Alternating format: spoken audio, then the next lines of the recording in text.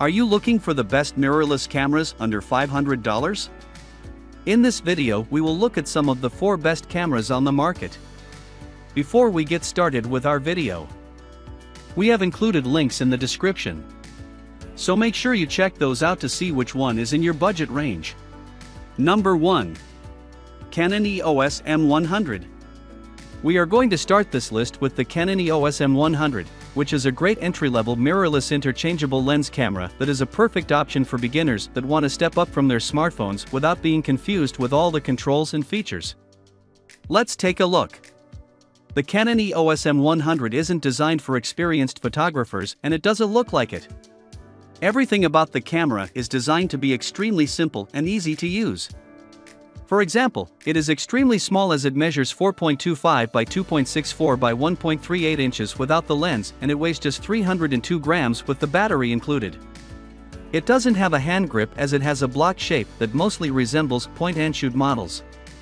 I can say that there are not a lot of controls, but what it has is classic EOS, which is easy to use. Despite its super small size and unassuming look, the Canon EOS M100 is packed with an impressive 24.2 megapixel APS-C-sized CMOS sensor which is able to capture photos with amazing image quality. This sensor has proved itself as one of the most impressive performers in the market, and combined with the Digic 7 image processor it can get everything done. The ISO range spans from 100 to 25,600 and it does a reasonable job in low light conditions. The autofocus system takes its power from the contrast detect sensor with 49 focus points that do a good job.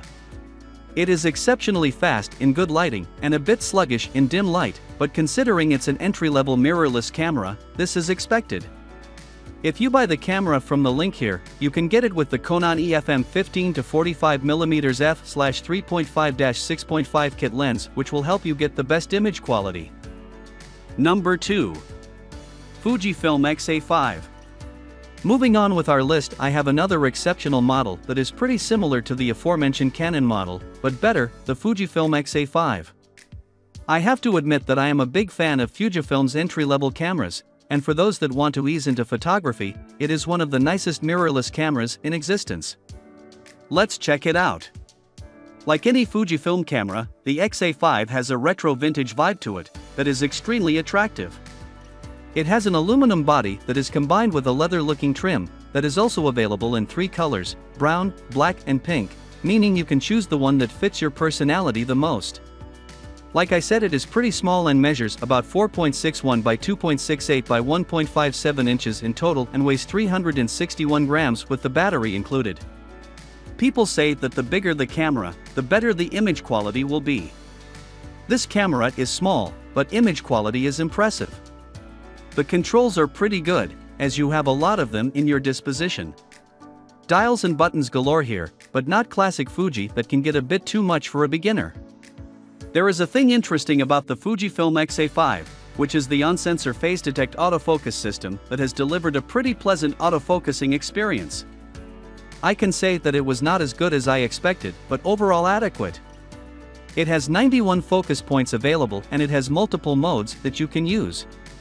The biggest selling point of this camera, in my opinion, is the 24 megapixel APS-C-sized CMOS image sensor that surprised all of us with the amazing image quality.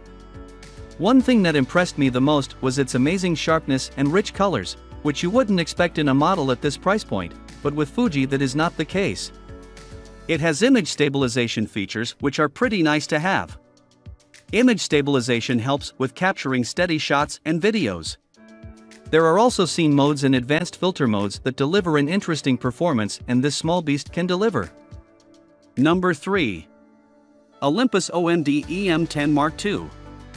Next up, I have an interesting camera that is not dedicated for beginners, but more for the enthusiast or even beginners that are up for a challenge, the Olympus OMD EM10 Mark II.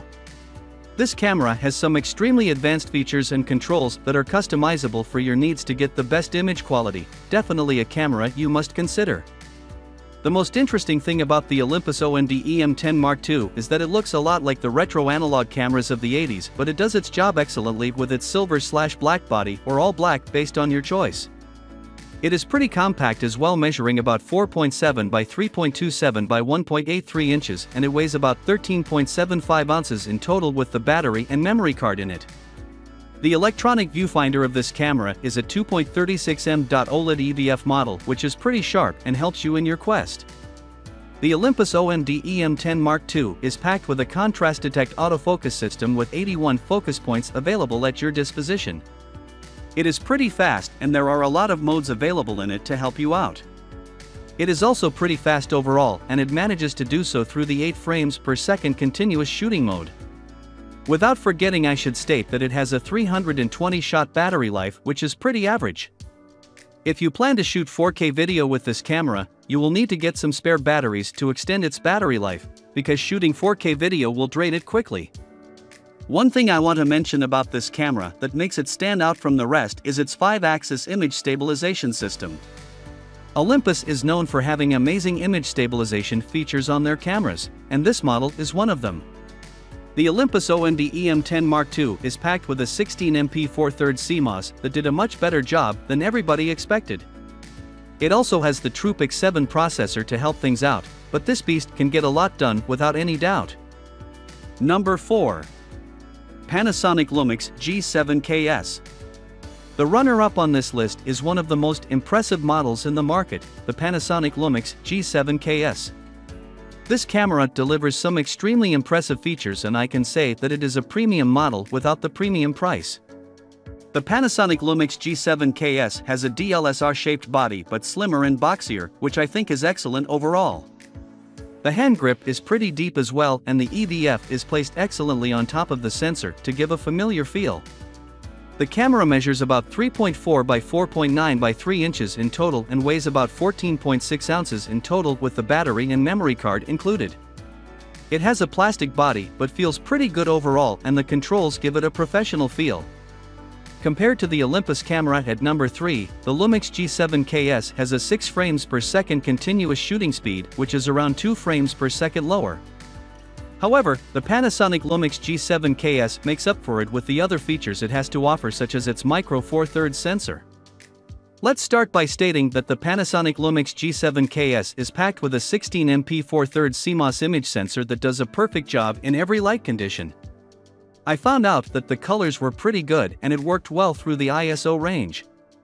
The 49-point autofocus system also worked perfectly, and I can say that it is pretty fast. Without forgetting, I should mention that this camera can record 4K video at 30 frames per second.